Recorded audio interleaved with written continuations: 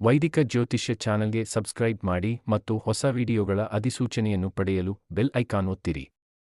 ಜೈ ಸಂತೋಷಿ ಮಾ. ಸ್ನೇಹಿತರೆ, ವೈದಿಕ ಜ್ಯೋತಿಷ್ಯಕ್ಕೆ ನಿಮಗೆ ಸ್ವಾಗತ.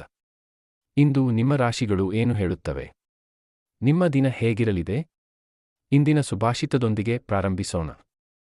ಸಮಯ ಮತ್ತು ನಾಲಿಗೆ ಎರಡೂ ಒಟ್ಟಿಗೆ ಗಾಯಗೊಳಿಸಿದಾಗ ಮನುಷ್ಯ ಹೊರಗಿನಿಂದ ಮಾತ್ರವಲ್ಲದೆ ಒಳಗಿನಿಂದಲೂ ಕಲ್ಲಾಗುತ್ತಾನೆ.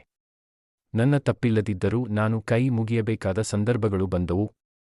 ಯಾರ ಆಲೋಚನೆ ಮತ್ತು ಉದ್ದೇಶ ಉತ್ತಮವಾಗಿರುತ್ತದೆಯೋ ದೇವರು ಅವರಿಗೆ ಯಾವುದಾದರೊಂದು ರೂಪದಲ್ಲಿ ಸಹಾಯ ಮಾಡಲು ಖಂಡಿತವಾಗಿಯೂ ಬರುತ್ತಾನೆ. ನಂಬಿಕೆ ಇಡಿ. ಕೆಟ್ಟದ್ದನ್ನು ತ್ಯಜಿಸಿ, ಅದು ಆಲೋಚನೆಯಾಗಿರಲಿ, ಕರ್ಮವಾಗಿರಲಿ ಅಥವಾ ಮನುಷ್ಯನಾಗಿರಲಿ.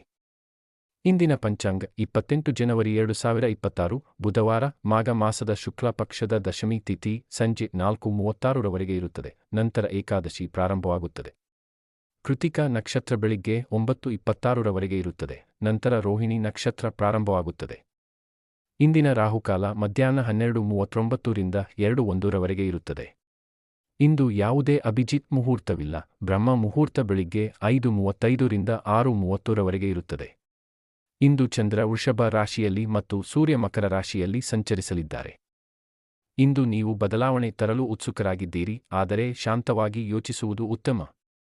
ಕಠಿಣ ಪರಿಶ್ರಮದಿಂದ ಮುಂದಿನ ದಿನಗಳಲ್ಲಿ ಉತ್ತಮ ಅದೃಷ್ಟ ಸಿಗಲಿದೆ. ಕುಟುಂಬದವರೊಂದಿಗೆ ಸಮಯ ಕಳೆಯಲು ಇದು ಸೂಕ್ತ ಸಮಯ. ಮಾದಕ ವಸ್ತುಗಳಿಂದ ದೂರವಿರಿ. ಕೆಲಸದ ಸ್ಥಳದಲ್ಲಿ ಸಹೋದ್ಯೋಗಿಗಳ ಸಹಕಾರ ಸಿಗಲಿದೆ, ಆದರೆ ಅಧಿಕಾರಿಗಳು ಅಸಮಾಧಾನಗೊಳ್ಳಬಹುದು. ರಾಜಕೀಯ ಮತ್ತು ಸಾಮಾಜಿಕ ಕ್ಷೇತ್ರದಲ್ಲಿ ಕೆಲಸ ಮಾಡುವ ಅವಕಾಶ ಸಿಗಲಿದೆ. ಹಳೆಯ ಸ್ನೇಹಿತರನ್ನು ಭೇಟಿ ಮಾಡುವ ಅವಕಾಶ ಸಿಗುತ್ತದೆ.